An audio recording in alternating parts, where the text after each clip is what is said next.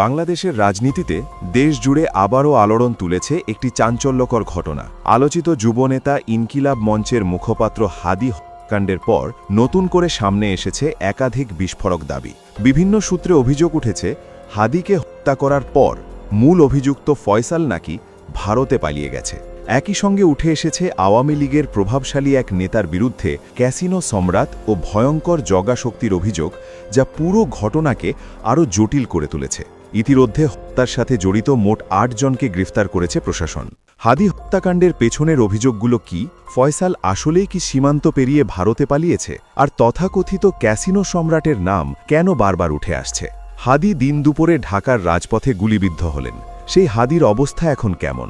কেন তাকে তড়িঘড়ি করে সিঙ্গাপুরে নেওয়া হচ্ছে? আর সবচেয়ে বড় প্রশ্ন, খুনি ফয়সাল তাকে গুলি করে পালিয়ে গেল, সে এখন কোথায়? পুলিশের গোয়েন্দা তথ্যে উঠে আসছে এক ভয়ঙ্কর নাম, ক্যাসিনো সম্রাট। যুবলীগের এই দুর্ধর্ষ নেতার সাথে হাদি হত্যাচেষ্টার কানেকশনটা আসলে কোথায়? এবং শুনলে অবাক হবেন, খুনি ফয়সাল নাকি সীমান্ত পাড়ি দিয়ে ভারতে আশ্রয় নিয়েছে। কিভাবে এত কড়া নিরাপত্তা ভেদ করে সে ভারতে পালালো? এর পেছনে কার হাত আছে? দর্শক, আজকের এই এপিসোডে আমরা এই পুরো ঘটনার আদ্যোপান্ত, গোপন তথ্য এবং নেপথ্যের কারিগরদের মুখোশ উন্মোচন করব। না টেনে পুরো ভিডিওটি দেখুন, কারণ অনেক অজানা তথ্য আজ আপনাদের সামনে আসবে। ঘটনাটি ঘটে গত 12ই ডিসেম্বর, শুক্রবার, জুমার নামাজের ঠিক পরপরই। স্থান রাজধানীর পল্টন এলাকা, বিজয়নগর বক্স কালভার্ট রোড। ইনকিলাব মঞ্চের মুখপাত্র শরীফ ওসমান হাদি একটি ব্যাটারি চালিত রিকশায় করে যাচ্ছিলেন। তিনি ঢাকা ৮ আসনে স্বতন্ত্র প্রার্থী হিসেবে নির্বাচনের ঘোষণা দিয়েছিলেন এবং নিয়মিত গণসংযোগ করছিলেন। হঠাৎ পেছন থেকে একটি মোটরসাইকেল তার রিকশাকে অনুসরণ করতে শুরু করে। মোটরসাইকেলে ছিল 2 জন। চালকের পেছনে বসা ছিল এক যুবক, যার মাথায় ছিল হেলমেট। সুযোগ বুঝেই খুব কাছ থেকে হাদির মাথায় চালায় সেই যুবক। গুলিটি হাদির এক পাশ দিয়ে ঢুকে মস্তিষ্ক ভেদ করে। মুহূর্তের মধ্যে ভেসে যায় রাজপথ। হামলাকারীরা চোখের পলকে মোটরসাইকেল ঘুরিয়ে পালিয়ে যায়। গুরুতর আহত হাদিকে প্রথমে ঢাকা মেডিকেল কলেজ হাসপাতালে নেওয়া হয়। পরে অবস্থার অবনতি হলে তাকে এভার কেয়ার হাসপাতালের আইসিইউতে স্থানান্তরিত করা হয়। চিকিৎসকরা জানিয়েছেন, হাদির অবস্থা লাইফ অ্যান্ড ডেথ সিচুয়েশনে। তার মস্তিষ্কে প্রচুর রক্তক্ষরণ হয়েছে। দেশের চিকিৎসকরা তাদের সর্বোচ্চ চেষ্টা করেছেন।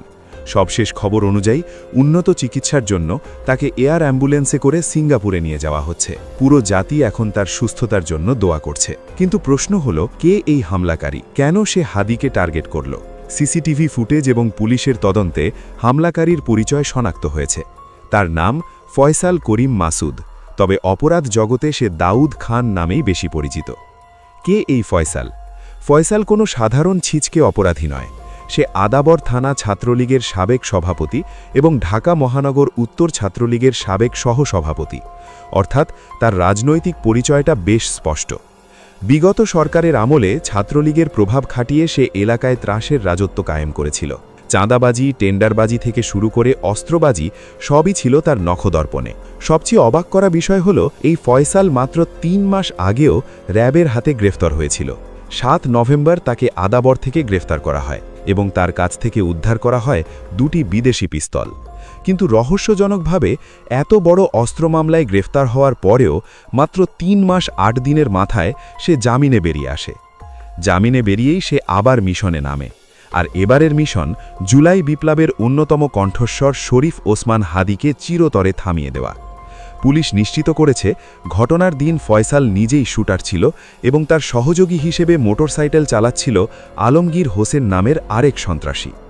এখন সবচেয়ে বড় প্রশ্ন, হামলার পর ফয়সাল গেল কোথায়? ঢাকা মেট্রোপলিটন পুলিশ যখন হন্যে হয় তাকে খুঁজছে, তখন গোয়েন্দা সূত্র এবং অনুসন্ধানী সাংবাদিকদের তথ্যে উঠে এসেছে এক চাঞ্চল্যকর খবর।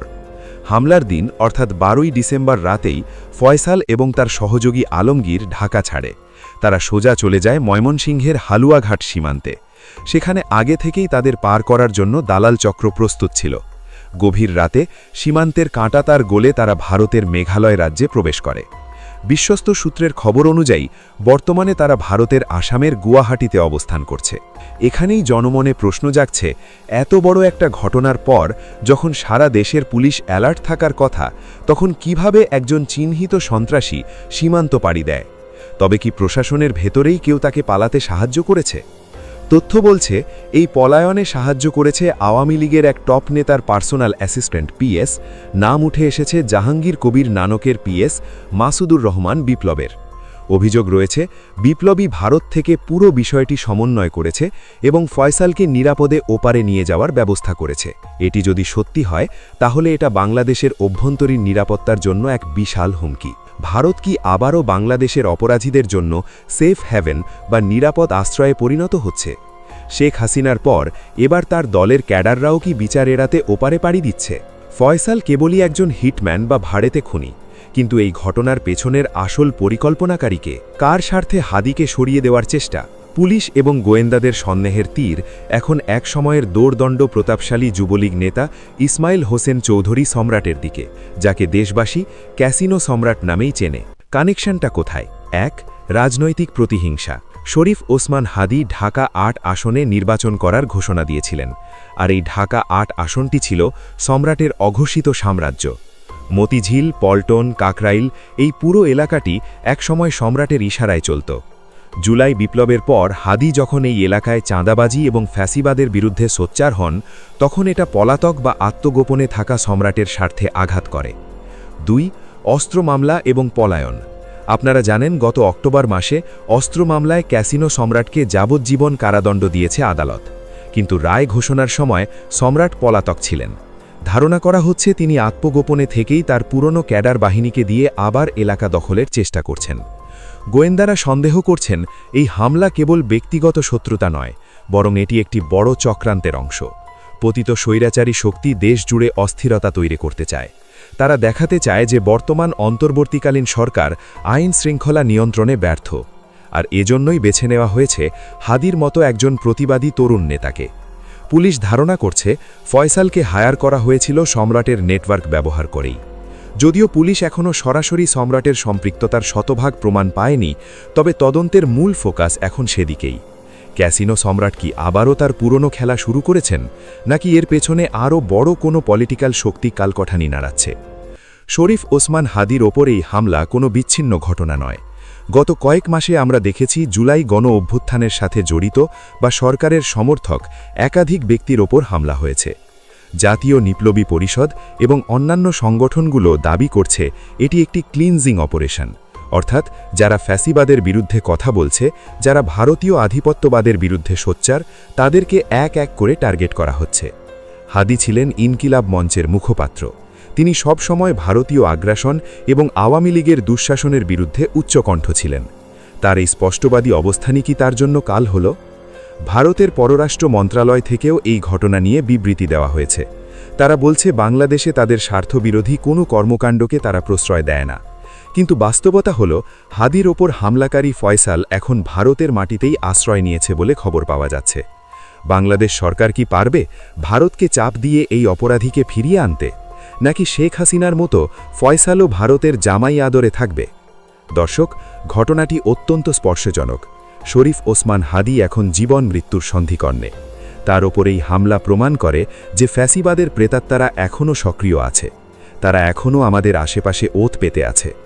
পুলিশ এ পর্যন্ত হামলায় ব্যবহৃত মোটরসাইকেলের মালিক আব্দুল হান্নান সহ মোট ৮ জনকে গ্রেফতার করেছে, কিন্তু মূল হোতা ফয়সাল এবং তার মাস্টার মাইন্ডরা এখনও ধরাছোঁয়ার বাইরে। আমাদের প্রশ্ন: ১. জামিনে থাকা একজন চিহ্নিত সন্ত্রাসী কিভাবে প্রকাশ্যে অস্ত্র নিয়ে ঘুরে বেড়ায়? ২.